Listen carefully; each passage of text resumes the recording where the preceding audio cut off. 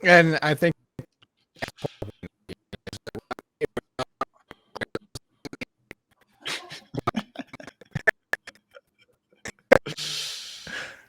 bad connection. Are you a robot? Mayo experience. Mayo experience. Mayo experience. Mayo experience.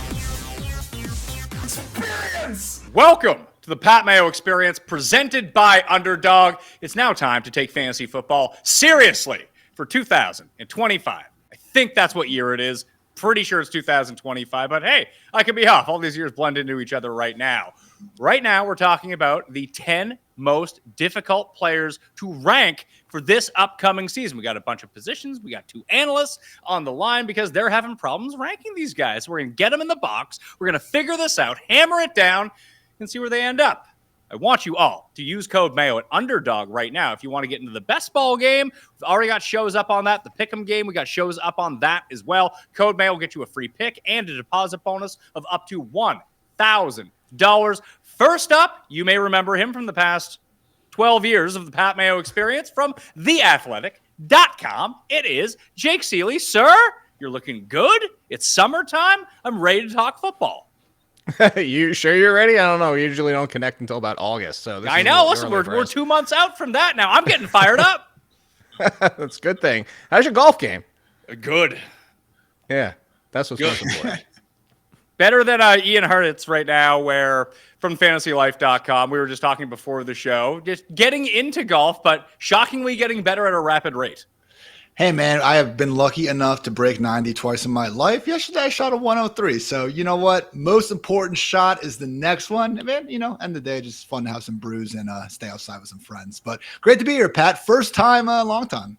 Well, now we can try to bang this out and try to figure out, hey, listen, if it goes well enough, maybe we can keep running this back. But I do have a giveaway for you good people out there. I'm doing it the day after the Open Championship concludes. If you are into golf, I know there's a football show, but I'm giving away a free PXG Black Ops driver. So if you sub to Mayo Media Network right now, and in the comment section, Ian, you can get in on this if you want, tell me the player that you are having the most trouble with in drafts right now. You don't know whether you should take him high, not take him at all. Just a problematic player for you. You do that. You put it into the comment section on YouTube. Boom, you're in the draw. If you sneakily want to get into the draw more times, you can do the same thing by subscribing to the Apple Podcast, leaving the 5-star review and that player over there, and do it again on Spotify, and boom, you got 3 ballots into that draw. Ian, is that something I can interest you in? Yes, Bob, it does interest me. Let's do it. All right, let's start off. Jake's guy is first up on the list. He is having a few issues ranking Jordan Love. Brother Love, coming on down. What is it, Jake, that you're having so many problems with Love? Because I'm seeing where Ian has him ranked right now, and it's better than you have. And I can see that because we're talking about Jordan Love just 2 years ago, coming off top 10 points per game, 18.5. Last year, if he would have hit 18.5, he would have been pushing the top 10 again. The biggest thing here is we've already seen the up and down from Jordan Love. We had the amazing start last year. The year before that, we had a terrible start, really good middle, kind of fell off again, kind of came back. And it's basically, if you think about him as a quarterback and like said, hey, who's a wide receiver? It's Deshaun Jackson to quarterbacks. It's just up and down and up and down. And we've seen the good, and now we're all sitting here saying the same thing we've said before. Well, he's got wide receivers. They drafted Golden, so we don't have to worry about Christian Watson not coming back. Blah, blah, blah, blah, blah. And that's why I say blah, blah, blah, blah, because I still feel like Jordan Love has to do the majority of it from the pocket, and he can do it, but it just feels like a roller coaster. It feels like his best days have been highly touchdown efficient, and that's where the problem comes in, is like if he's running like he was 2 years ago, you could say, okay, we get 200 or 300 yards on the ground, a few touchdowns on the ground, and that kind of offsets some of those weeks. But honestly, like, I know we're excited for it, but I just don't see much of a change where, like, if we're going to kill CJ Stroud for what happened last year and say, oh, it's going to take all the passing in the world to get him back to top 10, then I don't know why is Jordan Love much of a different conversation. And the reason I have a tough time ranking is because I think I would take the chance on him over quarterbacks kind of in that range of like, Penix and Darnold and stuff like that. But I kind of have him in the same tier saying, he needs 4,200 yards. He needs 25 to 30 touchdowns, and then hopefully he starts running again. And I know it could all happen, but I just have more confidence in like a Dak Prescott or even taking a shot on Trevor Lawrence being fixed with Liam Cohen. Ian, with you have Love at number 15 at quarterback. Jake has him at number 21. How much of last year's lack of running do you think was the week 1 injury? It was the week 1 injury, obviously the MCL and that just slippery as hell Brazilian field they had going on. Maybe that has something to do with it, but also had that groin injury about halfway through the year where I remember that Lions game, man, 2-minute warning before halftime. This dude couldn't even jog down the field out there. So end of the day, I mean, his rushing fantasy points per game went from 2.9 in 2023 to just 1.1 last year. It really became more of this Jared Goff-esque statue out there. But I think if you have seen Jordan Love play, of course, we know he's more mobile and capable of more there. So really his passing production barely took a hit. And I do think sometimes people are looking a bit too much at these run pass splits from the Packers last year and seeing just how skewed they did go run heavy when Malik Willis was the one under center. So Jake, you're actually kind of understating the guy. It wasn't just top 10 2 years ago. We're talking about 1 year removed from a top 5 finish. And yes, I understand maybe we don't have the world's greatest wide receiver room, but if I have learned one thing, it's that Matt LaFleur knows how to put up some points. So I guess that's where my tiebreaker comes from versus guys like T-Law and CJ Stroud. I believe in the Packers offense, and they do have several hundred million reasons to make sure this works out with Jordan Love. So healthier Love, believing in Matt LaFleur. I think he's a rock solid QB too. Yeah, but you said top 5 at season's end. I'm going on points per game. He was barely as top 10 in points per game, and that's my biggest concern. Like, yeah, I'm not disagreeing with anything you said. The injuries, yes. But even so, 2 years ago, it's still only 250-ish yards or whatever it was, and 4 on the ground. It's basically Dak Prescott. And Dak Prescott being top 10, even pushing top 5, has been mostly on his arm. And that's what I'm going to is like, yeah, we can tie break and say hopefully he should get better on the ground, but he's not going to start running for 500 or 600 yards. I know you're not saying that, but it's kind of like he's chipping in on the ground if he's 100%. And I can't get away from even 2 years ago, which is what we're talking about in the 18.5 points per game, ranking him in top 10. And for the season, you're right, top 5 at the end of the year. On the season as a whole, is you still had the ups and downs. You still had 180 yards, but he saved this week by 2 or 3 touchdowns. You had 220 yards and 2 touchdowns. It just, I don't dare he throw touchdowns, Jake. Come on. No. The point being is if I'm going to be drafting a quarterback in this range, I'm going to be drafting a quarterback who I think the ceiling could be 4,500 yards and 35 touchdowns. Jordan Love's best was, I think, 2 years ago in the touchdown department. Like he's got 15 number 2 wide receivers. He still doesn't have an alpha 1. They're still not going to get away from Josh Jacobs, which, yes, I know accounts for his passing when he uses Josh Jacobs out of the backfield. It's not so much, I don't even hate your ranking. It's just a lot of the guys, like, give you an example. I have Bryce Young in front of him. Everybody just turned off Pat Mayo's show. I'm sorry, Pat. I just killed your audience. I turned it off. Yeah. So I'm just going to go off like Bryce Young at the end of last year. Okay, what could change from what he just happened in the last year for him going forward? He's finally the Bryce Young we saw who can handle pressure. We saw that Bryce Young will run and call his own number, similar to Jordan Love, but also similar to Jordan Love at the goal line and get 4, 5, 6 touchdowns on the ground. So I've already seen what I think, and maybe I'm wrong, I've already seen what I think is the best of Jordan Love. Jordan Love, 18.5 points per game, I think is best case, getting back to 2 years ago. What we saw for those last 6 games for Bryce Young was almost 20 points per game. Do I think he does that? No, but if I'm drafting in this range outside of my top 12 quarterbacks, I'm just going to take darts on guys that could finish top 10, and I don't think on a per-game basis that's really Jordan Love's world. I find it interesting that both you guys have Geno Smith ranked behind Jordan Love coming into this season. We're now getting a guy moving him indoors in a spot where they're going to be playing catch-up the entire time. Granted, the receiver room is absolutely terrible in Las Vegas, but as you just mentioned, it's a bunch of number 2s in Green Bay anyway, and then you don't have to deal with any of that cold weather towards the end of the season.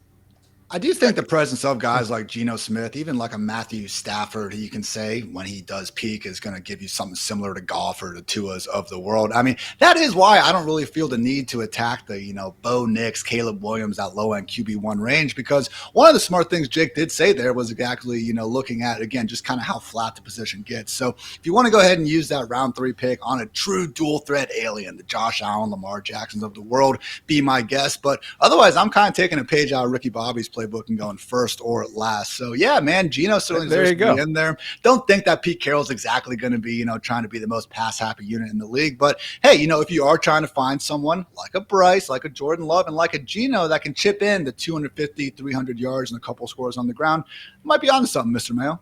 Well, that's the thing. I'm glad you brought him up, Pat, because I don't think there's much of a difference between Jordan Love and Geno Smith. And yet, nobody wants to take Geno Smith, but everybody's like, oh, well, what if Jordan Love gets back to it? Well, Geno Smith's been there too. I actually think your comparison to bring it, I don't know if you were doing that intentionally, but I think they're basically the same kind of fantasy quarterback, and that's why I'm kind of so struggling to rank Jordan Love higher. Well, maybe that's the thing. Maybe we shouldn't be ranking it. It's not like you guys are completely off on where you have them, but even looking at your ranks, and you can find all Jake's ranks up at theathletic.com. You can find Ian's up at fantasylife.com. But once you get to that Dak and Jared Goff range, who, Jake, you have at 14 and 15, I that feels like a pretty big drop-off. Weirdly, I do have a bit of faith in Brock Purdy, who you do have above that. Now, there are guys that I can nitpick from there. Ian, you brought up Trevor Lawrence a little bit earlier. That may be a new system. We know that Lawrence can run, and we see it once every 4 games or so. But I'd be just much happier taking that dart and hoping that there's upside to be mined there at a cheaper cost than someone like Jordan Love, who I just think is firmly a part of this group. And the funny thing with T-Law, it's like he's had a very similar offseason to Caleb Williams, but I guess everyone's just kind of grown tired of watching T-Law suck for a bit longer than Caleb. But I mean, you got the offensive coordinator, Wonderkin, coming in to take over the offense. You got Travis Hunter, obviously upgrades going on in Chicago, retooled offensive line as well. Yeah, Caleb's already going as a top 10 guy, and T-Law sitting down there as QB 19. So I will say, we're talking about underdogs. Shout out, love playing over there. A lot of time in best ball, I'm just trying to stack these guys up anyway. So my most drafted quarterback of the offseason is actually CJ Stroud, because I cannot stop drafting Nico Collins at the end of round 1. So again, with Jordan Love, with Herbert, any of these guys, I think a lot of times what you did earlier in the draft is going to kind of make that decision for you anyway.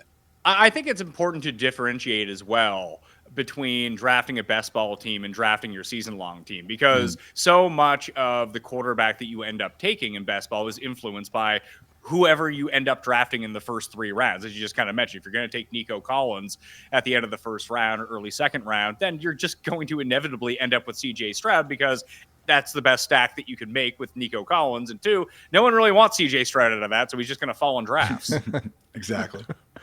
You had Justin Fields as your next guy up as difficult to rank, Ian. What is difficult about Justin Fields beyond the fact that he might get benched 3 games into the year for probably the superior Tyrod Taylor?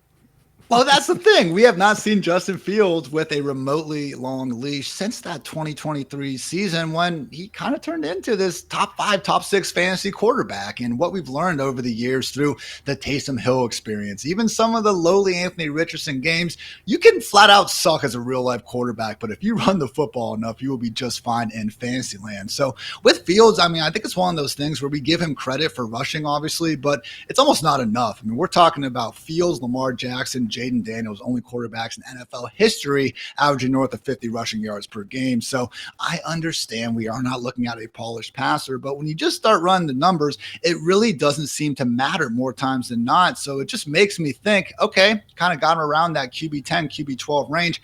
If we are looking for this year's late round kind of dual threat quarterback who's just going to get there on rushing, it sure seems like Fields, and it's a situation where we don't have to worry about the stack as much, or if you do, it's only Garrett Wilson. So curious where you feel with this, Jake, because again, Fields, I feel like he's one good game early on away from getting right back in that top 5, top 6 conversation. But, we're also a little bit afraid because, you watch him and it's not always pretty. Pat, do you want to tell him where I have him ranked? Jake has Justin Fields at number 7 at quarterback. Hey, well, okay. I don't think there's a problem at all, because I don't know if people saw I was shaking my head when you say 3 games of getting benched, because I don't think that's happening. I don't think unless Justin Fields gets Jake, hurt. Hold on. Of course you don't think it's going to happen. You have him ranked at number 7. No, let's not pretend like that's not a possibility. It's not. You don't give a 2-year, $40 million contract with $30 million guaranteed to bench him after 3. Hold on. Let me check my notes. Who is it? Oh, the Jets? Their financial good decision check mark? Oh, yeah. Of course, the Jets. Yeah, they make great decisions all the time. All right. Well, you can have that discussion with Anarchos in another show. That's nothing here nor there.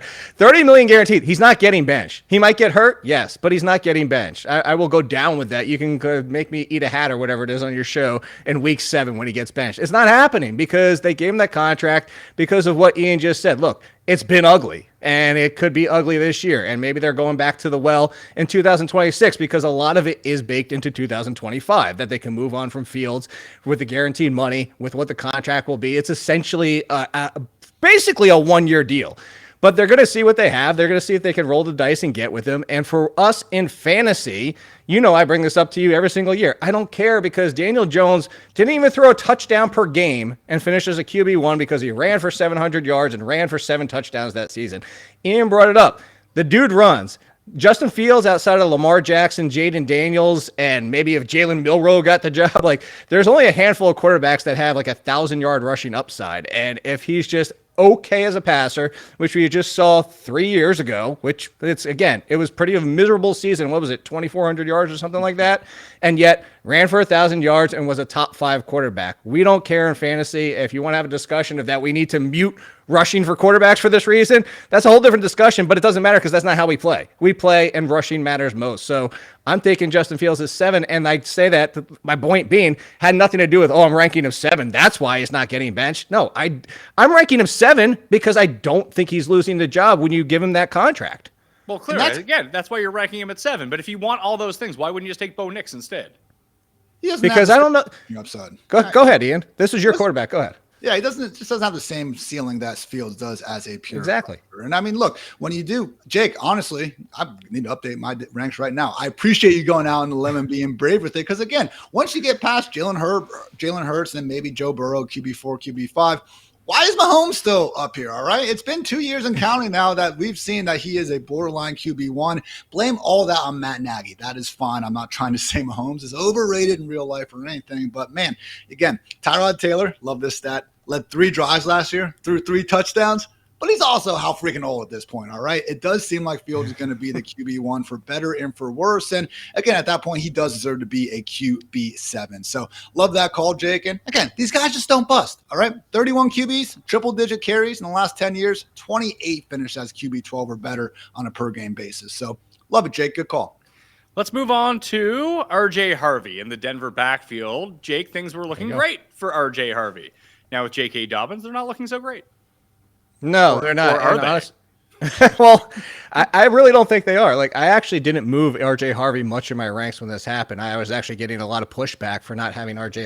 Harvey higher before the Dobbins signing because they're like, everything I said when they drafted him was like, oh, look, he got his Alvin Kamara. But let's be honest, as much as a fan we can be of R.J. Harvey, he's not Alvin Kamara, at least in my opinion. And maybe there's people who believe that, but I don't think he is. I think he's 90% Alvin Kamara. So I don't think that he's going to put up Alvin Kamara numbers. Sean Payton is making the New Orleans Saints in Denver. It's the Denver Saints at this point. He drafted Pat Bryant, who I don't think is Michael Thomas, and I don't think is anywhere in the world of Michael Thomas or Marquise Colston, but he's a similar style wide receiver to them. So yes, he's building his Saints with Bo Nix in this team. And you would say R.J. Harvey, but let's not forget that J.K. Dobbins, while healthy, even just last year, good pass catcher, good runner between the tackles. He's good overall. And I thought that no matter what, this was going to be a little bit of a share. Go back to even Alvin Kamara's best season. Who was involved, Pat? Your most hated player of all time, Mark Ingram. He always involves other running backs. He's had 4 active running backs on game days before. This is not somebody who's out there and go like, oh, guess what? You're getting 70% of the touches. That's just not Sean Payton in this offense. So do I believe in R.J. Harvey? Absolutely. I have him as a top 25 running back. But my problem is the people that want to put him as the second best rookie running back. And it's where I struggle to get on board with that. And that was before J.K. Dobbins. And honestly, the struggle, because this is what this list is about, my struggle is not pushing him back further now that Dobbins is officially there. I didn't move him. I always had him right around 22, sandwiched between Aaron Jones and Kenneth Walker. But I think you can make a case that now he's down in the Quinshon Judkins concerning range, Scadaboo, all these running backs that are being drafted or were drafted and are now in timeshare situations. Is there not a world where J.K. Dobbins gets 60% and R.J. Harvey only 40%, and then we're all of a sudden panicking come week 6? I think that's very likely, man. Yeah. And maybe 90% Kamara. That's saying a lot for a guy whose best college season had 22 catches. All right. And yeah, I know the explosive plays and everything. He's a fine enough prospect, but this is just the weirdest draft cycle ever. Every ball knower out there, man, just like 30 different running backs. So yeah, okay, the one that goes to Denver, obviously we're going to be excited about it. So yes, the landing spot has always been fantastic. And Sean Payton, even without a great pass catching running back in Denver, they've still been number 1 targets to the position. So I fully understand the opportunity, but I'm with you, Jake. Like, what about this end of round 2 draft capital? Let's face it, if he goes 5 picks later into round 3, people are probably going to have a bigger problem with that. What about that is telling us that he's going to be featured when Mark Ingram got round 1 draft capital and couldn't even get the full-time job for another 3 years because of things like Pierre Thomas and Chris Ivory and Darren Sproles, who's a dog, obviously. But yeah, man, you don't even need to sell me on it, Jake. I got Harvey as my RB28. I just think it's a lot of forecasting. I hope he's a good player, but man, just in terms of the projections, like, you got to do a lot of legwork to try to work out, these 60 or 70 catches for the guy. I think that joker role we talk about, listen to Sean Payton himself. He says sometimes it's a running back, sometimes it's a tight end. And I do think Evan Ingram, for all of his warts out here, is qualified to be that kind of low A-dot chain mover, the check down option, potentially more so than Harvey. So Dobbins' part, doesn't help. I'm not going to say it kills him necessarily, but yeah, man, for me, it's just I'm not totally convinced Harvey is going to be this high volume pass down back. What do you think separates Omarion Hampton from RJ Harvey? Besides the draft capital. Like the talent, like Omarion Hampton is an amazing running back. RJ Harvey is a very good running back. There's a big difference. Hampton is much, and I think like a 1A to 1B. I made the comparison to the Bijan Jahmyr Gibbs situation when they were drafted. Not a lot of people had the gap very slim. I think the gap from Ginty to Hampton is very slim. I don't think enough people are realizing how good Hampton is. Okay. I'm just looking at the ADP right now, Ian. So it goes Hampton, Hubbard, Harvey. I think I would just want Hubbard over both those guys. Yeah, man. And I mean, you look at maybe the Rico Dowdle signing could change that a little bit, but what did he get? Like $3 million overall or something like that. Nowhere close to $3 million. And his former team didn't even care. They're like, he got 2.5 because Javonte Williams got 3. They let him walk for 1 year, $2.5 million. Like, they didn't even try. They weren't even like, hey, Dowdle, we might. No, they were like, just goodbye, see you, $2.5 million. We're going to sign the dude that can't even run on his busted knee anymore and hasn't proved that he's anything what he was pre-injury, and give him $3 million instead. And that's the thing. We can, sit here and be like, oh, that cost, this guy is fine and everything. But I just think the running backs going around Harvey, why not take the real Alvin Kamara, right? All he's done the last 2 years is be a top 5 running back, even on dog shit Saints offenses. We got James Conner sitting there who just got paid, not to mention all the rookie running backs like Travion and Judkins, who we like better, just maybe don't like the offense as much. So honestly, in this range, the one guy I'm going after more than anyone is Kenneth Walker. Just think, again, the fact that Kubiak could honestly give him that same role that Kamara had last year and got so much going. He actually has that explosive big play ability. I know he averaged 3.7 yards per carry, but what do your eyes say, guys? Mine say that Kenneth Walker is damn good, and I think we could finally get that blow-up season we've been waiting for.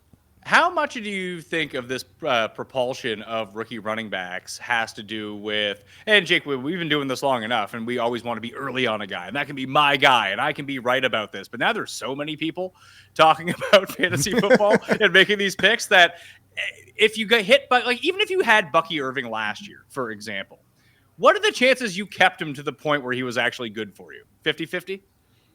Depending on who it was, there's a lot of people that probably traded him early, thinking they were dropped him case. because he didn't do anything for 6 weeks.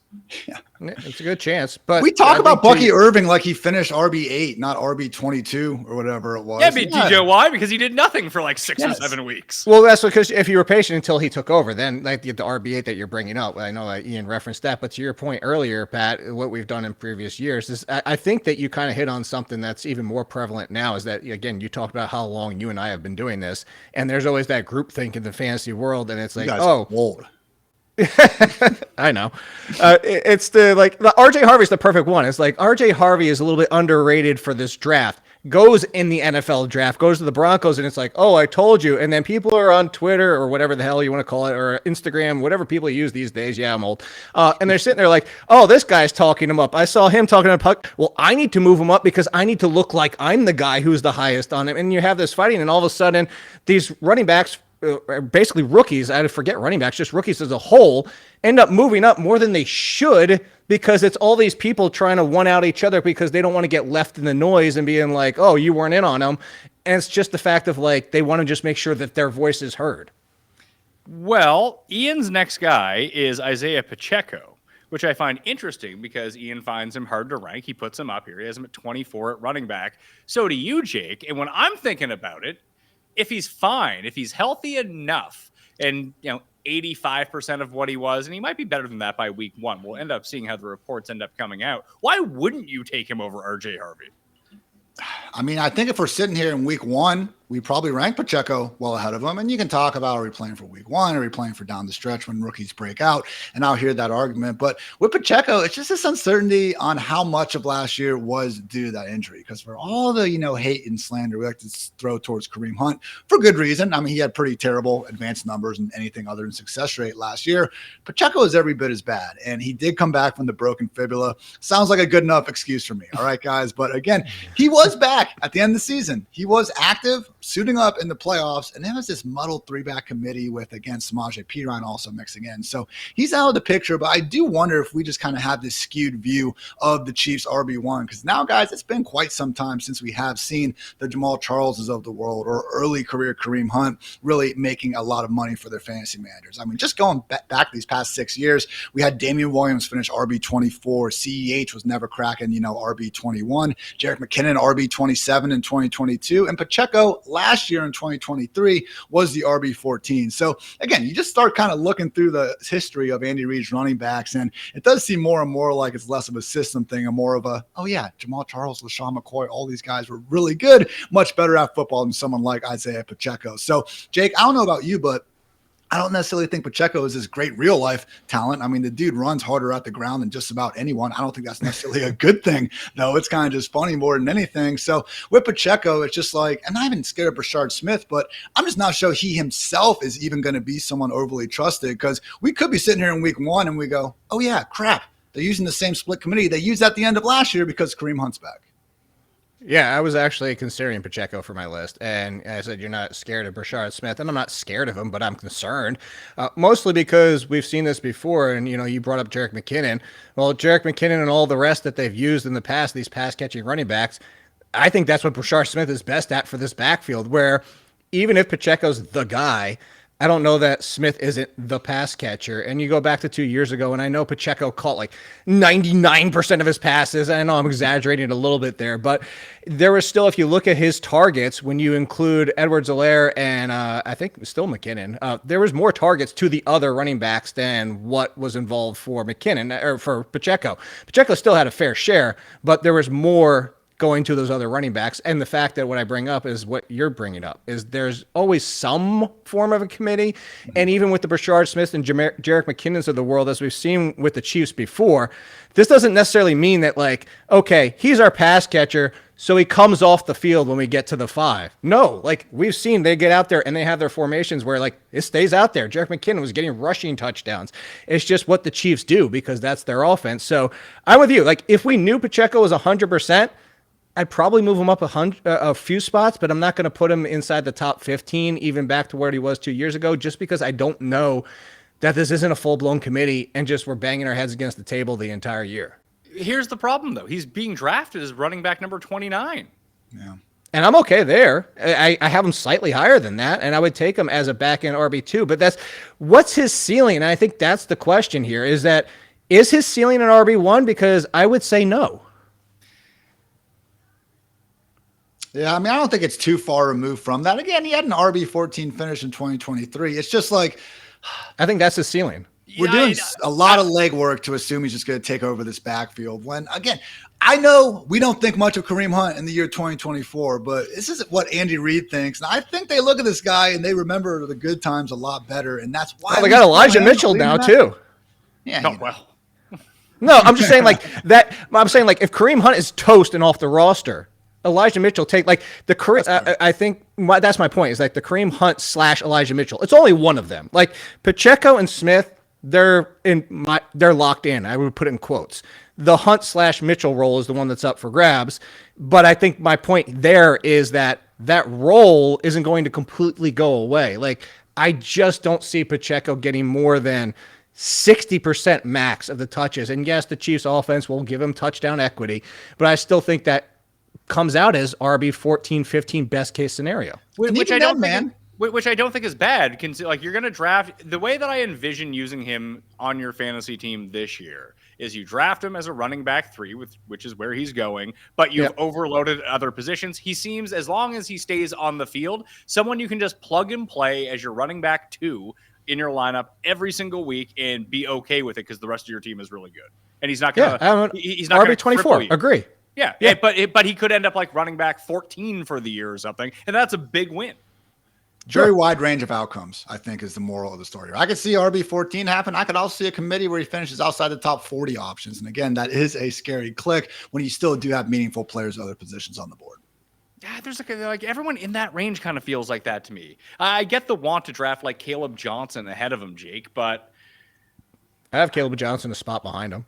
Sure, but I'm just talking about in terms of ADP and where these guys are being drafted, or Judkins, who you mentioned earlier. Like, do we really think that these guys are for sure going to be better than Pacheco? At least I know that Pacheco, at least in my mind, is going to be, if he is in uniform week 1, he is going to be the guy who gets the first carry out of the backfield. I can't say the same thing about these other guys. Who knows? And you're not wrong there. I think the biggest question is right now, today, is what is the health of Pacheco? Does he look like last year's Pacheco? Because that Pacheco wasn't even 95% of the previous one. That was dog, as earlier reference Ian there. That was dog shit Pacheco. That's what that was. There you go. Pat, would you rather have DeAndre Swift or Isaiah Pacheco? Probably Swift. I would too. So. They're right next to each other in ADP, and I think that's fair. Yeah, I think that both of them are going a bit too late. I think there's more upside with Swift, but it's hard to hold. This is going to happen, and it doesn't really matter for anything that happens in real life. But in terms of fantasy, Pacheco is being punished for coming back from an injury that should have kept him out for the year. And then we saw him, and you're like, this guy sucks. Yeah. But he's going to have another 8 months to get better from that point. So the fact that he was able to come back and play in the first place gives me more... It gives me less pause on drafting him this time around, knowing that he was able to already come back and now he gets the rest. No, it's good. I was doing a show with Pat Fitzmaurice recently, and he brought what you just said. He said, if Pacheco never touched the field last year, would he not be being drafted earlier than he is drafted right now? Because it would be the assumption that he's okay, and we never saw him look bad. Yeah, he would be. That's true, but he did touch the field last year and he was really bad. So it's a tough situation where maybe I shouldn't care as much about Kareem Hunt coming back. But again, I just think the Chiefs value him more than the rest of the fantasy community. And it's just, you mentioned the touchdown equity, Jake. I hope so. And Vegas, I think, has the Chiefs as like a top 5 offense and implied points. So it's still a good offense and everything, but they finished 15th in scoring these past 2 years. All right. They're leaning more on that defense than ever. It's death by 1,000 paper cuts. Matt Nagy has Mahomes having the lowest average target depth in the league. And I do wonder if that receiving upside is the same now that we have Rashee Rice and Xavier Worthy taking a lot of that underneath stuff. Now, during their 4th of July sale at omahasteaks.com, you can get 50% off site-wide, plus my listeners get an extra $45 off with promo code MAYO at checkout. You get yourself ready for grilling season, and I already did. Got my package, so I went onto the site. I was trying to figure out exactly what I wanted to get. So there is a package that's only a limited time only, and I took the upgrade because I'm already saving the $45. You think they would just send it to me, but I'm using the $45 with code MAYO, so I saved myself an extra $5 on this one. But you get 4 5-ounce bacon wrap filet mignons. You get some jumbo franks, some caramel apple tartlets for dessert, plus some Omaha Steaks seasoning, and then the triple trim filet mignons. You get one of those, and 4 boneless pork chops. It's perfect for people who are coming over. Listen, there's weirdos out there who don't love steak. It's really strange to me. They want chicken, they want hot dogs, they want sausages, they want pork, whatever it might be. I know it sounds crazy, but I found these people in my life. So this package is what I had to go with because these people are the ones who are coming over for my kickoff to grilling season. And everything is going to be here in time from omahasteaks.com. That's why you got to use code MAYO.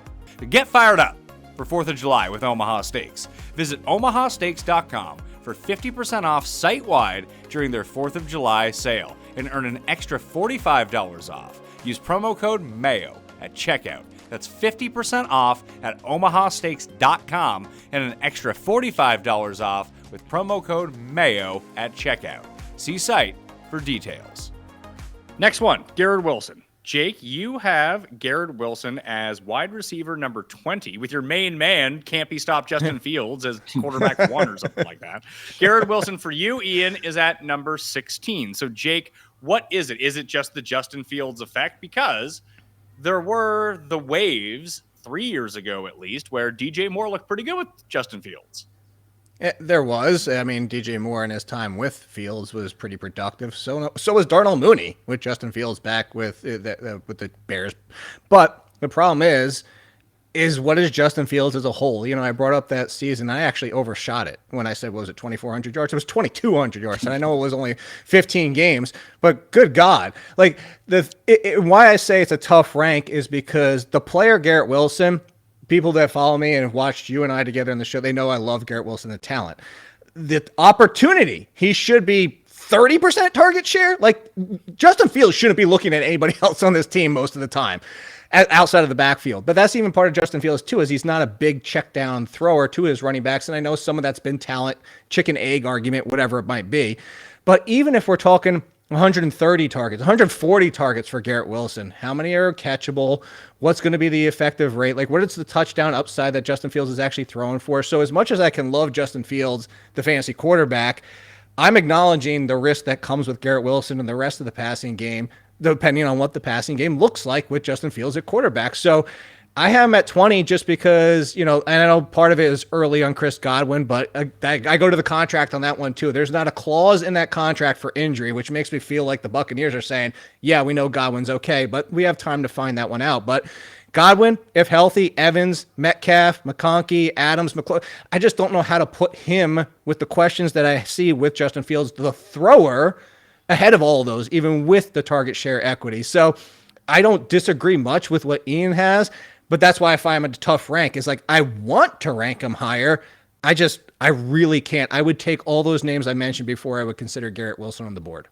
I mean, there's a wart with every single receiver, I think, going after that. AJB, Lab McConkey, however you want to kind of rank them, 10 or 11. No, Rashee Rice, T. Higgins, Garrett, Marvin Harrison Jr. couldn't outscore Quentin Johnston last year. We got some olds in there like Devontae Adams and Tyreek Hill and stuff. So I hear you. Yes, it is a Justin Fields issue, but as Pat said, there is a chance because we saw how much he got out of DJ Moore, and even Cole Kmet had a pretty good year that season. So I do think just ultimately this is a trust in the talent and the target volume. Because again, if we're trying to just evaluate wide receivers overall, right? We're talking about volume, we're talking about their talent, we're talking about their offensive environment, and then the fourth factor is, kind of the injury age wild card.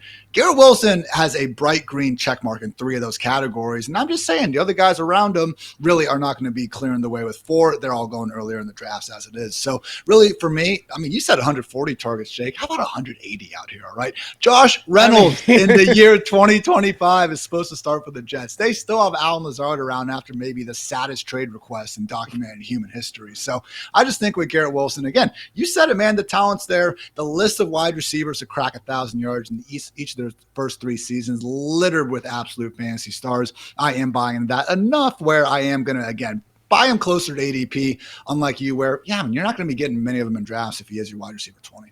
Well, let me throw something to you and to Pat too, because Pat knows, I like to throw out my projections. Like, they're out there. Pat knows this because I call myself stupid. You can go to The Athletic, download my projections, say, Jake, you're dumb. Here's the target share that he's going to get, and see how it adjusts them. But I have Garrett Wilson for 130 targets. Maybe that's low. You said 180 is in play. I feel like 130 is pretty aggressive given the share that's almost 30% with Justin Fields, because again, it's not like Justin Fields is going to throw the ball 600 times, even 550 times, maybe even 500 times. But 130 targets with 80 receptions for 1,000 yards and 6 touchdowns still puts him at, I'm actually ahead of projections in ranking him because that only puts him at wide receiver 26. I just don't understand what's so dissimilar between him and Malik Neighbors. Because Neighbors is better, but still. You can say that Neighbors is the better talent, but by how much? 10%, 15%? Like, Garrett Wilson's very good. I think we all acknowledge this. And they're in essentially the same situation. In fact, somehow Garrett Wilson might be in a better situation with his quarterback. I would disagree. And then 2 things is Malik Neighbors is coming off 170 targets. But why can't, as Ian just said, why isn't that what Wilson's going to do with the Jets right now? Because he's not going to, because you have the backfield, you have the other jabroni wide receivers, you have the tight ends. Like, Justin Fields is not going to target. I forgot about the Giants' no running back system. I forgot about that one. No, my point being, you're just not going to get Justin Fields. Justin Fields would have to target him 50% of the time to get him 170, 180. Okay, he might. Sure. Are we going to play that? Are we going to rank him as such? Locker room shower narrative, Jake. These guys go back a long way together. They're having breakfast, lunch, bunk beds together, showering together. Hey, I will say this, though, because this is going to really piss Jake off. I did my first bit of kicker research in my fantasy football career earlier this offseason because I wanted to see if there's this idea that you actually wanted kickers from mediocre offenses where they're not scoring touchdowns or settling for field goals. Basically, what elite fantasy positions are most correlated with scoring rank by their offense? Came out, quarterbacks, 0.6. That's a very strong positive correlation. Running backs were 0.4. Wide receiver is all the way down there at 0.12. Like the correlation between the elite wide receivers and the scoring offenses is less than pretty much any of these other positions. So Malik Neighbors, the Brian Thomas Jr.'s of the world, I don't think they're as big of exceptions to the rules as you would think. And again, when they are checking everything else, in this case, Garrett Wilson, other than that pesky scoring offense, it's a bet I'm willing to take at, round 3 ADP. That's not bad. Well, let me come back to you, Pat, because you came after me for Justin Fields, right? So Garrett Wilson, 3 seasons so far, 147 targets, 168 targets, 154 targets. His best season was just last year at 12 points per game, which is still only wide receiver 24. So how is it getting better than that with Justin Fields? That's on 7 touchdowns too. Well, the touchdown number could remain the same, or it could go up now that because listen, Garrett Wilson's not an Aaron Rodgers guy, and if you want to talk about like the nut low of quarterback situations when Aaron Rodgers wasn't there, that was it for the New York Jets. Somehow, over all of the quarterbacks that they've had, Rodgers just wanted to throw to Devontae Adams the entire time, or they wanted to pepper Garrett Wilson with 7-yard throws the entire game, not actually utilize what he does well. That if you're going to have Fields ranked so highly, and I get it's because of the rushing, that if he's going to throw 4 yardage, there is a decent chance that Garrett Wilson accounts for 45% of all of Justin Fields' yards this year, or maybe more. I mean, if you want to give him that much, but here, I'll give you a reference point. I have Justin Fields thrown for 3,500 yards and 20-something touchdowns. Like, I'm all right, if that's the case, then Garrett Wilson's going to be like a top 5 receiver. 1,700 yards, baby. No. Like, who else is getting these yards? It just doesn't. Who else was getting it when he threw it to Darnell Mooney for half the yards? Like, that's not how it works. There's no one of Mooney's talent on this Jets roster. Okay, and Mooney was the one, and there was nobody else on that roster of Mooney's talent at that time. My point being is just he's not getting 50% of the production. I don't know. I call this like a Mike Evans 2014 year. Like, hey, there's that guy who's good. Let's throw to him. I guess my bigger point here, Jake, is even the wide receivers you listed. Mike Evans, all right, Father Time's coming at some point. Chris Godwin is coming off a pretty bad injury. Like, those guys aren't without their own wards. So for me, like when it I don't disagree with you. Yeah, so when it does come down to like what are we going to prioritize? For me, a wide receiver, it's talent and workload. And man, is Garrett Wilson passing both those with flying colors. Hey, Ian, you have Travis Etienne up next. Yeah. Is there any world where you actually want to draft Travis Etienne?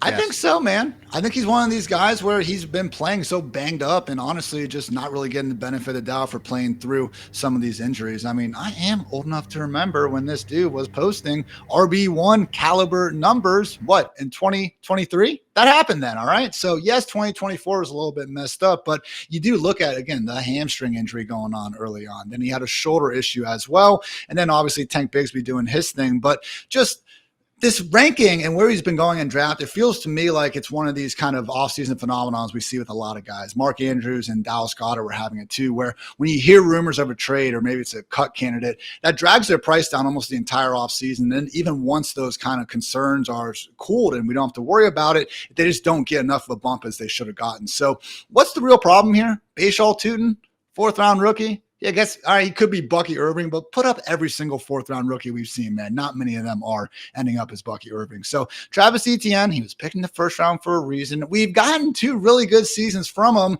It's like, did the guy forget how to play football, or was he playing through injury in a really bad Jaguars offense last year? I kind of think it was the latter.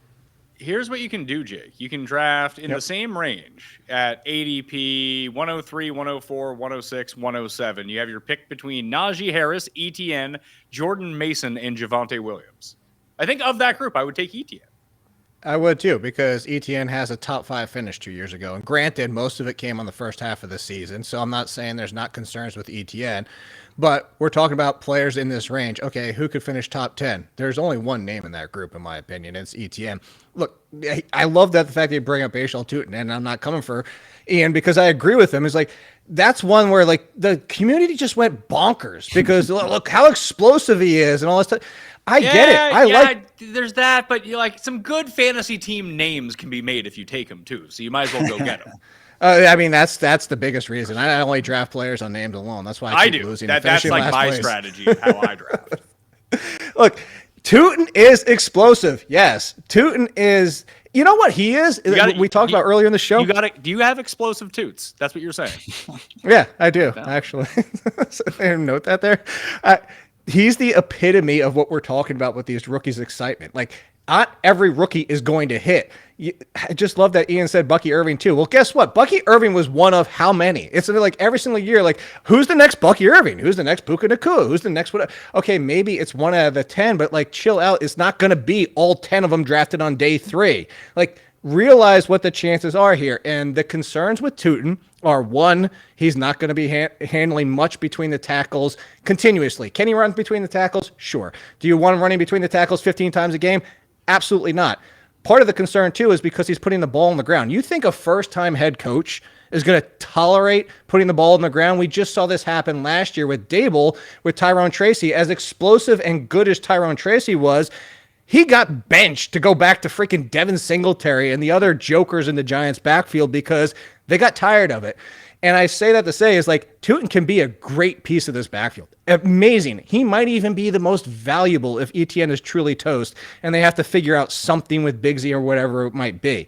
But there is also a world where Etienne is valuable right now because he's going in the 30-somethings of running backs where maybe it's the injury, maybe it was the offense, that just because the Jaguars are a joke of an organization so far, and maybe this gets all fixed under Cohen. If we're excited about Lawrence and Brian Thomas and Travis Hunter and this team, what it's going to be, why not give a chance on Etienne? As you said, look at the names he's going around. He has top 10. He has first-round draft equity, as Ian said. I completely agree with him on this one. But here's the best part about it, too. You bring up the ADPs, you can take Etienne and Tootin if you want, and then good for you. You actually get the guy potentially out of both of them.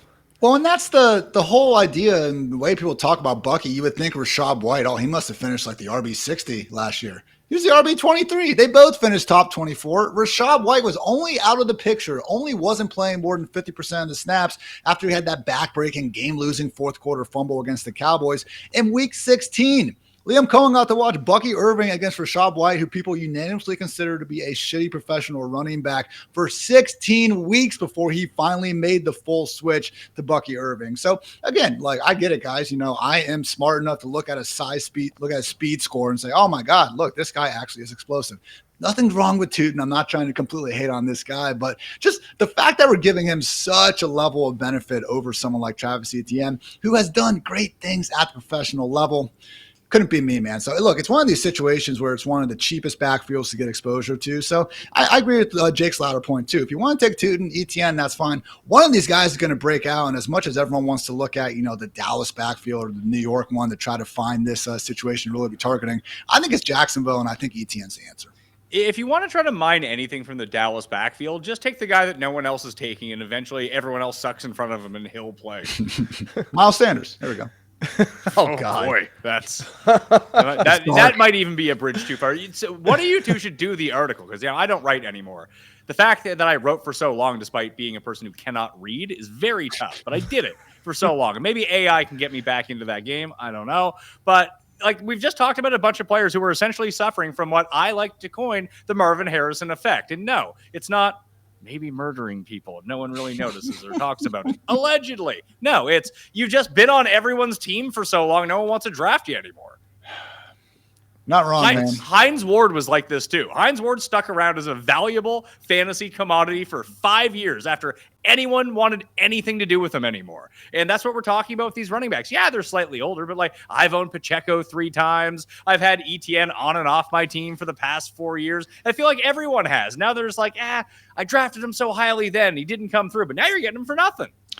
It's one of these things too with Etienne. I see a similarity with DeAndre Swift, where all these excuses we make for why the quarterbacks haven't been having good years. It was the scheme and it was the offensive line. And then we get to the running back and we're like, oh yeah, no, they just suck. All right. Like if I learned one thing from some of these booms, Josh Jacobs, Saquon Barkley, Derrick Henry, even Austin Eckler had a low-key, a nice efficient season last year.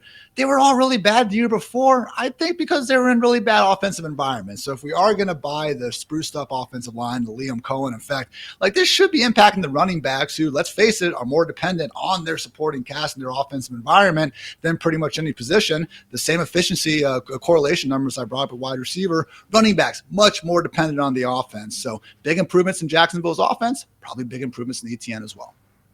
DJ Moore, Jake, tough to rank for you, although I believe you guys both have DJ Moore ranked exactly the same. I think it's both 21. Well, it's tough to rank. Honestly, this is one where I kind of almost, it sounds weird, but want to put him lower just because I know we're all on the train of Caleb Williams and showed flashes last year. And well, now he has Ben Johnson, and everything we said last year about his trio of wide receivers is echoed again. And they address somewhat on the offensive line and all these blah, blah, and everything's great. Everything's going to be amazing. And I think that Caleb Williams deserves, like you talked about last, like, similar to what you were just saying, people get burned by players and they don't want to go back. I think you're going to find some value with Caleb Williams for that reason. But I also look at this and say, okay, Ben Johnson's coming in. Ben Johnson has shown to like the Amon-Ra St. Brown type. And I think that DJ Moore can do that. I think Odunze can do that. But I honestly think the person who does it best is Luther Burden. And no, I'm not saying Burden is going to be the best Bears wide receiver. I just think this could be a full-blown committee by wide receiver, and that's even before bringing up Colston Loveland at tight end, who's already getting talked up as potentially making Cole Kmet a trade candidate, or even kicking him into a blocking-only role, which is that's something else Ben Johnson does, is throw two tight ends on the field and frustrate us in that aspect. It comes down to where I'm still taking DJ Moore as the best Bears wide receiver, but I think there's risk here where he's not. It might be a Dunze. It might be enough of a burden situation, no pun intended there, but that we're banging our heads again against the table is the fact that it's a different person every single week, and Ben Johnson's doing the best thing for Caleb Williams' career and just saying, go out there, take what's given to you. I'm going to match up specifically for these guys. Somebody's going to be, Dunze is going to be out of the slot the most this week. Burden's going to be out of the slot the most this week, and he's just taking advantage of matchups.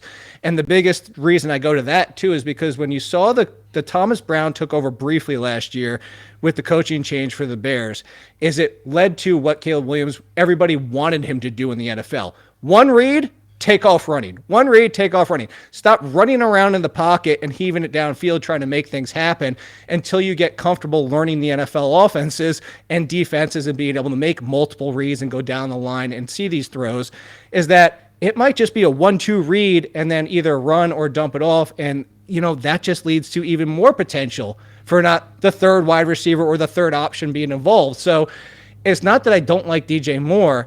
It's just I'm having a hard time. And if I knew right now Rashee Rice was 100%, I would take Rice over him even right now that I have him behind him. And then I'm looking at other guys like, I know Chris Olave probably has the worst offense in the league, but go back to the Garrett Wilson thing. Chris Olave is probably walking into 160 targets.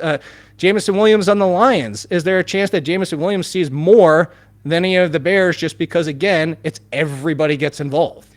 Okay, so I want to roll this back a little bit. Because there is the Amon-Ra St. Brown role in the Ben Johnson offense and how he was leaned on so heavily. And, I'll throw this to you. Maybe it's just because Amon-Ra St. Brown was way better than the rest of the Detroit receivers. Yeah, in the whole, remember the Amon-Ra St. Brown role was originally the Cooper Kupp role. And even just, I think we overrate this role idea because last year, Amon-Ra St. Brown technically per PFF played on about 100 more snaps out wide than in the slot. Now, you can talk about him being out wide. It was actually, more so just a few yards off the line of scrimmage, but he was the widest guy. So again, but the whole they're only going to throw the ball to whoever lines in the slot idea, I just don't really fully buy that. So look, I've been having trouble ranking DJ Moore because while I think he's the best guy in this offense, last year happened, and we can't just blame every single bad thing in Chicago on Shane Waldron, all right? Every single good play that Caleb made last year is because Caleb's good. All the bad plays, oh, Shane Waldron, what are you doing out here? So could we have just averaged more yards per game than we did with P.J. Walker or Sam Darnold or Teddy Bridgewater or Kyle freaking Allen? How does DJ Moore get 84 yards per game with Kyle Allen and he goes to 56 with Caleb Williams? So, yeah, we had some target competition, but to Jake's point, that didn't really go anywhere. And then just the other thing, guys, one kind of bad vibe news item after another with DJ Moore all offseason long. I don't think it's going to result in him being off the team or anything like that, but you got Bears insiders talking about how he'd leave the field and start bad-mouthing Caleb to teammates. We got Ben Johnson saying, you want to play for me, you got a block, had some low-effort plays on film last year. So, again, just one of these situations where I don't want to call. I'm not in the Bears locker room. I don't want to say he's a bad culture guy or anything like that, but it's not great. And that's on top of a season where he didn't quite produce as well as we wanted to see. That's a lot of questions for a guy that, again, we want to rank inside the top 20. But on the other side of things, I have him to wide receiver 21 because he is the best wide receiver here. And if Caleb does take that next step, DJ will probably be a nice beneficiary. I think if I was going to tackle this wide receiving core, Jake, I would just probably take a Dunze because he's cheaper and maybe he's better. And I think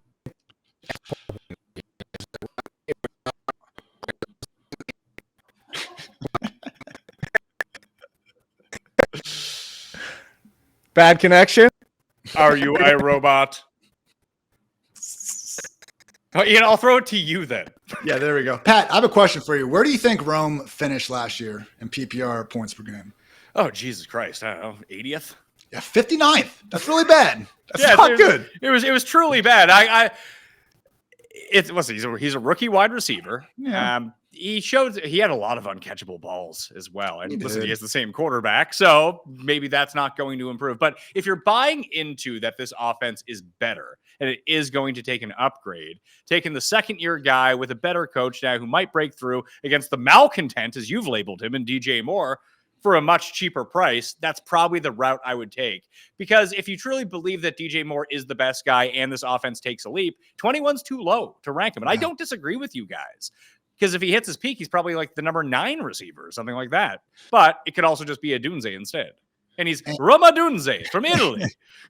Hey, Ramadunze. But yeah, man, and that's the other thing. Like, I also don't think Justin Fields is this magical passer, and DJ Moore's only way of breaking out is being attached to him either. So just the whole career from DJ Moore has been weird, man. Him and Terry McLaurin, we've just been waiting for a quarterback to save him. Obviously, Jaden Daniels finally got McLaurin going last year. So maybe it's just, again, this 1 year post-hype bounce back that we'll see from DJ Moore. But yeah, in a muddled situation where we Rome did go number 8 overall for a reason. So if you do feel the talent level is equal, just take the cheaper guy. I can see where you're coming from. All right, Ian, your next guy is DK Metcalf. They even moved Pickens out of town just so he could be Aaron Rodgers' buddy, throwing the ball downfield. Jake has him at 17. Ian, you have him at 22. So you actually like DJ Moore more than DK Metcalf. And I feel like he falls into that camp of essentially what we talked about earlier with Garrett Wilson. Are you really buying anyone else the Steelers have that Aaron Rodgers wants to throw the ball to? And honestly, I respect Jake's ranking here. I think I need to push mine up because when I get to that range in draft, I'm usually clicking on DK Metcalf, which is one of these good things why I like doing so many offseason drafts because, it's easy to set your rankings one way. And then all of a sudden, when you actually got some money on the line, you're on the clock, you do something different. So DK is my 5th most drafted wide receiver this year. The only guy actually with a lower ADP than him is Nico Collins. Obviously easier to get, the Darius Slayton's up there in the old exposure percentages. But yeah, look, with DK, it's just the perfect kind of set of circumstances where the Steelers have 150 million reasons to give him the ball. Aaron Rodgers, while certainly a shell of his former self, I don't think it's a complete exaggeration to say that he can give Pittsburgh their best quarterback play since pre-elbow surgery, Big Ben. And then with DK, just again, being in a completely obsolete wide receiver room, there is potential for him to actually be getting that Garrett Wilson-esque target total and then making a lot out of it. So we've seen throughout his career that he is a boom or bust wide receiver 3, but that second season did get a nice little wide receiver 10 finish, and I do think that is again on the table. So again, Jake's taking some nice stands with these rankings. You always want to try to find that line between not going too far above ADP because you don't want to just necessarily be drafting guys around earlier than you have to. But I do think, getting him closer to top 20 ahead of guys like DJ Moore warranted for Metcalf. Jake only has him that high, so when DK Metcalf is good, he can say he was the guy who was the highest. That's why I rank people. That's just us trying to say like who I'm highest on and lowest on, and be like, haha, forget about the rest. Forget about CJ Anderson in the first round, everybody. Look, the truth with DK Metcalf, it actually goes to the Garrett Wilson from last year. And what you guys were just making the argument for Garrett Wilson earlier is that it just comes down to, yeah, we've heard talks of like, oh, there might be adding Amari Cooper might come to this wide receiver room, and then we have to rethink this. Would that do anything? I watched Amari Cooper on the Bills last year. He wasn't, as I would say, good.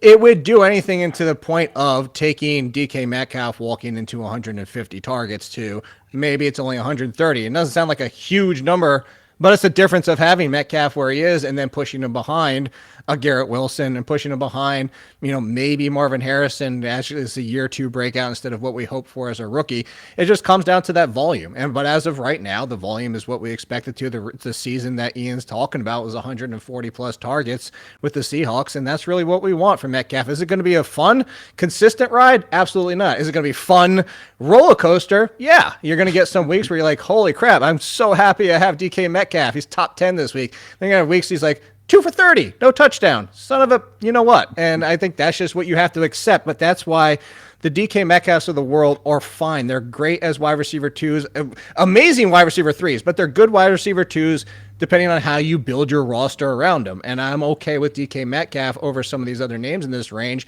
because I know I can build around that kind of player who does win me some weeks with a 30-point effort. I know that you have him ranked much higher, but and I think both of you do. But Ian, what do you think the percent chance Jackson Smith and Jigba outscores DK Metcalf this year is? Because there's a wide gap in the rankings. Would you say it's 90% or is it like 60-40? I think 60-40 sounds right. Maybe give him a little bit benefit of the doubt, full PPR, where he can just get peppered with, those Wan'Dale Robinson bullshit targets by the line of scrimmage. But I think there's more kind of incoming questions for JSN. We've seen Sam Darnold be good for exactly 16 weeks, 17 weeks out of an NFL season. So we got that change from Geno Smith, who, as we've been saying good things about, really hasn't been bad by any stretch of the imagination. Cooper Kupp, that role overlap with JSN, I think could prove to be at least a little bit problematic. And honestly, man, just having gone back and watched all of JSN's receptions last year, he's very good in everything. But the amount of times that I saw a catch and I just kind of came away saying, what a freaking throw Geno Smith did surprise me there. So really, again, JSN, though, he's going to cost you something closer to a top 15, top 16 pick at wide receiver. Meanwhile, DK, he's going next to more clear-cut number 2 guys, Devonta Smith, Travis Hunter. I mean, Cortland Sutton, I guess, is kind of a similar comp there. But that's why I end up clicking him at his range because, look, Jake is higher on him, all due respect, kudos, and what have you not. I am ahead of ADP, wide receiver 24 versus 25, and I think the reason why I am clicking on him, Xavier Worthy, J-Mo, Devonta Hunter, he's going next to a lot of number 2 guys that we're just hoping the offense can prop them up. If Pittsburgh can just be decent throwing the football, which to Arthur Smith's credit, I know no one ever wants to give this guy credit in fantasy football because he didn't get Bijan Robinson 500 touches and what have you. But I do think that we saw those A.J. Brown years. We've seen him, have some good downfield-oriented passing games. I do think if you give Arthur Smith one guy to just really build a passing game around, he can do it. And again, 150 million reasons why DK is going to be that guy. If it's not Metcalf, Jake, it's a number 2 in this offense. Is it Calvin Austin? Is it Roman Wilson? Is it Ben Skoranek? Is it Robert Woods? There's a lot of ex-Rams on this team. Like, who do you think? Does it have to be Roman Wilson if they don't bring anyone in? I have way too much Roman Wilson right now, and really what it comes down to is I'm looking at Mike Tomlin from last year, and yeah, it was a lost season for many reasons, including his own performance. It was seemingly in practice, not much on the field for Roman Wilson, but I go back to the fact that Mike Tomlin coached him in the Senior Bowl, and in the practices leading up to that point, he wanted to test Roman Wilson and put him one-on-one with Quinion Mitchell, who is arguably the best corner that just came out of last year's draft, if not 1 to 1A, 1B in that situation, but somebody who's also looking like one of the best corners in the NFL right now. And that was because Tomlin wanted to test him because he liked that much of Roman Wilson and then drafted him. So that just tells me he saw something he liked. So if I'm looking down this depth chart and I'm going on talent, I think Roman Wilson has the best opportunity talent-wise and should be the 2, and that's why I'm taking a chance on him because he's essentially free. Nobody's drafting Roman Wilson now, but it could honestly just be the Jets of what you just brought up from last year. It could just be DK Metcalf and nothing. Freiermuth, and then it's not even a wide receiver we care about. I will say, guys, Roman Wilson, Calvin Austin, it's kind of throw a dart and we'll see what happens. Maybe you shouldn't throw a dart at all, to be honest, in this passing game behind Metcalf. But next time you guys got it free Saturday night, have a beer, smoke a little weed, and then put on the NFL's top 100 plays video. You will see Calvin Austin on there like 8 freaking times, all right? This dude did make some splash plays. I do think he is good at football. And come on, Jake, I can already imagine this sort of herky-jerky Senior Bowl routes that Roman Wilson was putting out there. He's the exact guy to take 3 seconds to get open. So just put some respect on Calvin Austin's name, please. Calvin Austin, if he just moved north, would be the CFL MVP. He is the perfect CFL. Honest to God, he is the perfect CFL player. Love it. Now, he makes more money being a practice squatter in the NFL if he wanted to, but if he wanted to go be CFL MVP, you can do it. Brandon Banks, I think, was CFL MVP a few years ago. And I remember you talk about like the plays of the year. He probably for a 3-year stretch on Washington had the most amazing punt returns, kick returns, just making people look silly. He was just a bit too small. Get him on that big field. He literally just runs around everyone. Cavante Turpin vibes. Turpin got paid. Yeah, deserved it. From the XFL, he's like Tommy Maddox 2.0, turning that great XFL success into big money. Last 2 guys. Jake, your last one is Jaylen Waddle. I'm struggling with this one too. I don't even know if I want him on my team, but then I could see him being like, oh yeah, he's actually pretty good.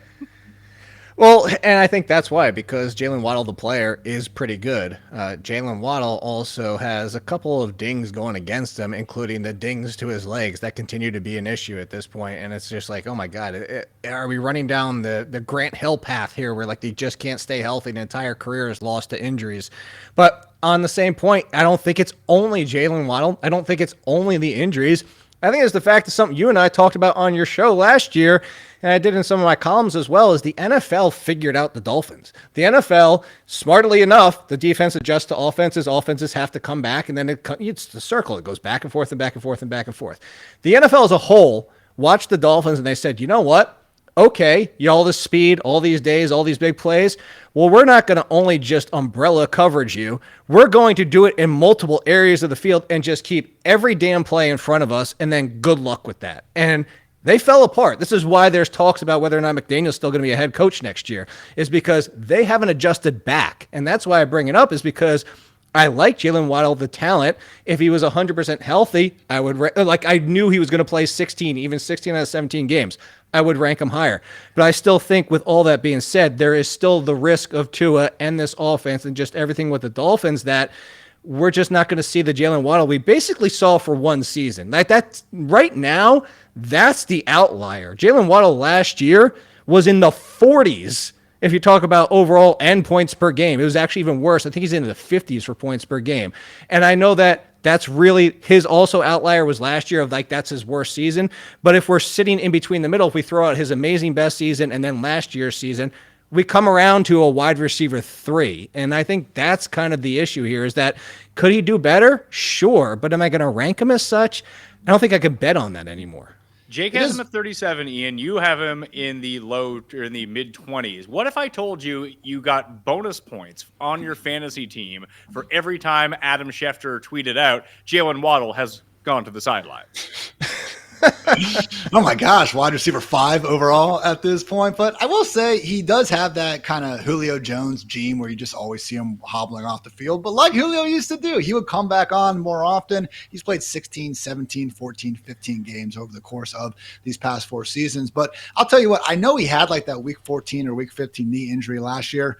I almost wonder if we'd all be ranking him a lot higher if that knee injury had happened like in week 2, because I don't have a good explanation for why Waddle wasn't able to do more in this offense, even down the stretch, because yes, Jake, they had to change their offense up a little bit. That's why Etienne and John were racking up all these yards, but they were still pretty good throwing the football. Tua came back, week 8, and he was active until week 16. During that stretch, which is a good half-season sample size, we're talking about the 10th-ranked scoring offense, the 5th best offense EPA per dropback. The run game was really what fell apart, and I think a big reason for that was the offensive line. So again, this is a leap of faith in Mike McDaniel being able to figure out that counter punch. I'm with you there, but I do think there's some similarities to another great offensive mind in Sean McVay, where we saw those seasons where Tyler Higbee is having a great final 5-6 weeks, where it's kind of this lost season, and it's just at a certain point like, all right, let's just get the boys home safe on the bus, and then we'll figure things out next year. So end of the day with Waddle, I mean, 3 straight 1,000-yard seasons, to start his career, man, I wouldn't exactly call him a one-year wonder. If you do look at those 3 years, No.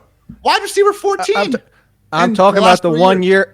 I'm talking about the 1 year where he finished as a wide receiver 1, and I'm talking about you take out last year too. Well, the other 2 seasons are about 11.5 to 12 points per game, which is a high-end wide receiver 3. That was my point. I was calling him a 1 year wonder. I'm saying you have to, if you throw out his amazing season that everybody wants to think that can happen again, if the Dolphins just get right, I don't know that that's as much as play. Say, I'm not counting on that as much as I wouldn't count only on last year, even though I was bringing up last year to say, as bad as it was, those are the outliers. The in-between is what I think he is, and that's why I have him as a wide receiver 3. Like I've always said, take away a player's good plays, and all of a sudden you will not have many good players. I'm also throwing out his bad season. I'm not doing one and the other. I'm not picking only the bad. Well, now we get to buy him as a wide receiver 3. Isn't that basically taking a guy closer to his floor than his ceiling? You have him higher than that. That's the whole conversation we're having here. Give me wheels and a handlebar and I'm a bike. Like, it doesn't matter.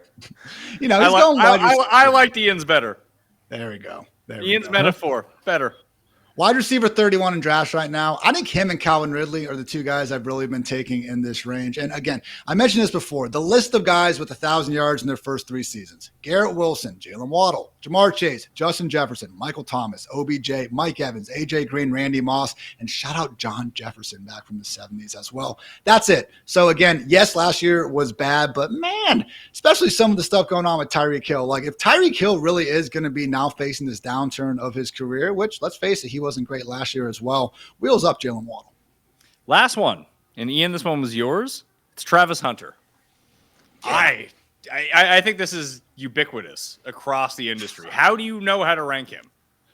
I don't. It's really hard, man. And yet people want to already sign him up as this 4th-round pick. And it's not that I don't believe the guy's talented, but look at the players going next to him. Is Devonta Smith not ultra talented? Did he not have a great career? DK Metcalf, we just talked about. Cortland Sutton catches 10 touchdowns a year at the NFL level. That seems pretty good. So I just don't like when we have a player, it's like, look how talented he is. All these guys are freaking talented out here.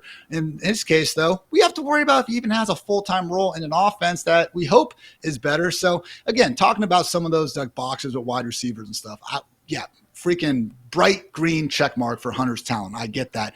The volume could be a concern. Brian Thomas Jr., I don't think accidentally posted one of the top rookie seasons we pretty much ever seen. And then also, again, just T-Law in a new scheme. We'll see, man. How many times have we seen a player actually try to play both ways? Never. I've heard guys like Richard Sherman say it's going to be impossible because of just how tired he's going to be. So maybe it's just a once-in-a-generation exception to the rule and everything. But, man, this is a high price point to pay. And I don't know about you, Jake, but, again, in that range, man, I have not been drafting much Travis Hunter. I think smart is going to win out. And I think that's because that's why you have Cohen in there. So this is the old regime for the Jaguars. Then I wouldn't bet on that. Hell, if we go back to Urban Meyer, especially wouldn't bet on that. He'd probably line him up at punter. I don't even know. National champion. It comes down to, yeah. We have him in the same spot. We're both at 33. And I think the real question here is not so much even the fact that how much use he gets. It's just he's a rookie that's unproven. But I think the talent is that he's 1 or 2. I have him neck and neck with McMillan as the most talented wide receivers in this draft class. And I think you put Hunter out there. I think Hunter is very actually similar to production-wise what we could expect from a healthy Jaylen Waddle. And I'm not saying that to be like coming back for Jaylen Waddle. I'm just saying I would put them in the same conversation in my ranks. I know you're higher in Waddle, but I think they're both 2s. I'm not going to put them all the way up by Devontae Smith as you threw his name out. I think there's some 2s like Jameson Williams and Devontae Smith that are clear, more proven, clear 2s where they're going to get a handful of targets every single week. I think Hunter could be in that conversation, but as Pat said and you said, there's already talk that like, oh my God, look at him playing corner in practice. Oh, we know he's a great corner. And I think the question we're all asking ourselves is like, okay, they face Justin Jefferson. Like, I know it's not on the slate, but I'm just saying like, oh, come on, look, they face Justin Jefferson. Oh, they're not going to be tempted to throw Hunter out there and be like, all right, let's stop him at least a handful of plays. And then if he's out there for even 25% of the defensive snaps, what does that mean for the offense? Does it mean he's down to 70? Does he still play 90? And I think that's why he's in this range. If you said Travis Hunter, only the wide receiver, even next to Brian Thomas, I think he could be in there, the conversation with Devontae Smith, with Jameson Williams. But I'm with you. He doesn't deserve to be there because you have to factor in that risk. You also have to think about as well, there's more risk than just that he loses a little bit of playing time on offense if they do want to run him out on the defensive side of the ball. So we see a lot of productive receivers who only play 80% or 71% of their team snaps. They don't have to be out there 100% of the time. So that's fine. But if he ends up playing more total snaps than almost anyone else in the league, essentially, because he's playing, let's say, 70 on offense and 40% on defense. That's probably a bit high for his defense, but it depends on what game situation they're in. I just see it, especially when you're tackling people, Ian, that it's just more opportunity to get hurt. Yeah, man. And look, it's a guy who wasn't exactly a clean bill of health during his time in Colorado. I know he missed time because of that cheap shot from the Colorado State guy back in 2023, but we'll see, man. I will say too, like his numbers were good at Colorado, but man, how many of those highlights is it Colorado 52-0 still throwing jump balls up in this dude in the end zone? All right. I think a little bit of that, Shedeur Sanders and the team really doing everything in their power to get him that Heisman, which, hey, he's obviously a great player and everything. But again, all these guys going around him are still great players. And I'm just not ready to say he's, going to be the next Malik Neighbors out here. So, and also, can we chill on the Shohei Ohtani comp? Hitting a baseball and pitching are two completely different things. Like wide receiver and corner, if you had to pick two positions that are the most alike in football, it's probably that. So spare me that, man. Hey, one runs forwards, one runs backwards. They are not the same. We got through 10. Now I told you, I'm very fired up about this. Who do I want to take on this list? Who's my favorite player that you guys talked about? I don't want any. Probably Garrett Wilson somehow of all these guys.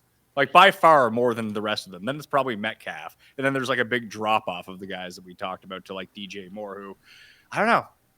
Just is there a chance the Bears are just really bad again? Everyone was all in on the Bears last year. They're like, oh, new coach, they're going to be so much better. What if they just suck again? No, it's in play, and I'm actually glad you brought that up because where my camera decided to crap itself and you had to change its pants is what Ian said is actually he was echoing. Ian, you kind of almost sounded like I was arguing for that. I was trying to make the same point you did. Is that no, the Amon-Ra St. Brown role involves playing outside. Is like all three of them can play the slot and outside. That was my concern. Is that it's going to be all three mix and match. All three can play well. All three can be productive, but to your point, Pat, is like even if Caleb Williams throws for 4,400 yards, well, all three could be around 900 yards and 6 or 7 touchdowns because they all do well, but they all do equity well. Well, what if Caleb Williams looks like he does last year and takes another year of development, or 2 years from now we're talking about him being a bust, only throws 3,500 yards and 20 touchdowns, and all three are not even productive from that standpoint? I think a lot of this play caller stuff is also reactive. We look at the offenses that have scored the most points in the league, and then we start, oh, look at this. They use pre-snap motion. Oh, you see that great play action they called? Okay. Liam Cohen does some good things. Watch these runs. Bucky Irving's out here reversing field, breaking 4 tackles. I'm kind of thinking that was maybe more Bucky Irving than the coach who called, an outside run call. I will not hear that. Look how good Carolina's offense was last year with Dave Canales, a year after being great in Tampa Bay. What's the funniest? Would Bryce Young still be on the Panthers if Andy Dalton didn't get in a car crash? That's the only reason they got his job back. Do you think Bryce Young set up that car crash? He was driving. No, I know we're joking here, but I think that brings it ties into the conversation. Storm, if I could be serious for a minute. I know, because it's a worthy point I'm about to make, if I can make it. No. It's Trevor Lawrence actually falls into this conversation of possibly not working out as well, is because Bryce Young, whatever. And you make the joke about Canales, but it takes time to learn these systems. We go back to Eli Manning, the year that they changed offensive coordinators, and it took him 9 or 10 games because a lot of people are like, when you know an offense and you have to keep switching, this is why people were trying to apologize for Baker Mayfield, and then he finally turned the corner in a capable offense, but also having time with it. It's not just, new offense, first week, firing all cylinders, I'm great. Or like sometimes it takes 6, 7, 8 weeks of a season for an NFL quarterback to learn and perform well enough. So I bring that up to say Trevor Lawrence isn't a guarantee either, as much as we're talking about this. And Trevor Lawrence, I don't know if this is well known, but he's currently playing Steffi Graf in the Steffi Graf biopic coming out. So I don't even know if he's at training camp right now. So Trevor Lawrence lookalikes are pretty wild. I've seen the Jar Jar Binks one thrown out there. It's pretty eerie, man. But the last thing kind of with this, isn't it wild? Ben Johnson, Liam Cohen are just going to completely elevate these teams. But, oh yeah, Lions and Buccaneers, they'll be fine. They'll just kind of keep doing. If it's that easy just to keep on doing what these play callers are doing, why isn't every coach in the league just copycat the Lions and Bucs film? So we'll see what happens. I felt this way too maybe Liam Cohen's great and everything. And maybe Canales is great. Or maybe Baker Mayfield, Chris Godwin, and Mike Evans are really good. Yeah. Whoa. Crazy. Shocking. Yeah. Shocking stuff with that. All right. Ian, since you're the first timer on the show, tell the people where they can find your work and what they should be expecting from you throughout the course of the off season, besides, coming back and chatting with me. Yeah, brother. Fun time. Fantasy Life, the Fantasy Life show. Always talking ball with my guy, Dwayne McFarland, currently going through all 32 teams, good 30 minutes per episode, getting us ready for the summer. But yeah, ranks, articles, all that jazz. Every day is a great day to be great in my book. So just grinding that football. And in the meantime, trying to, break 100 on the golf course when we can. But fun show, Patton. Appreciate you, Jake. Dwayne The Rock McFarland? That's right. The one, the only. That's good. Jake, theathletic.com. Your ranks are out now. You still doing baseball this time of year, or are you giving that up yet? I haven't done baseball this time of year in years. Good. I do preseason baseball and then shut it down. That's it. That's savvy stuff. That's smart. Yeah. That's only because the projections are so good. There you go. Up at the Athletic. And if you don't think they're that good, this is why I have them out there, is because you can go in there and tweak target shares for every single team and then see what it does to your rankings afterwards. Nice. You give them just a quick tweak and you'll be good. Just a little pinch. Little pinch of those projections, and you'll be on your way to be drafting a great fantasy football team. If you want to get it on Best Ball, there are drafts going on right now. Over $22 million in guaranteed money available for this draft season at Underdog. So use code Mayo, get that deposit bonus of up to $1,000, and you get a free pick in the Pick'em game. I like the Pick'em more than I like the Best Ball, but that's just me. I know a lot of people like Best Ball. I prefer my season-long fantasy football. Thank you very much. But I will be back on Wednesday and Thursday if you're looking for more fantasy football content. Tuesdays on the Pat Mayo Experience are where you're going to want to be until August. Then we go 2 a week. Then we get to football, and it's 6 days a week. Fun times, all right? So smash the like. Leave that comment down in the comment section, the rating and review to get into the draw for the free driver. Want a free driver? Even if you don't want a free driver, get the free driver and give it away as a gift. You'll be a hero to someone in your life. Send it to me. Send it to Jake. Send it to Ian. I'll get another PXG sponsorship, Jake, and I'll get you a driver too. But even if you don't care about golf, someone you know does. And if you get them a free driver, they will be fired up. Trust me. I'm Pat Mayo. I'll see you next time. That Mayo experience. Experience.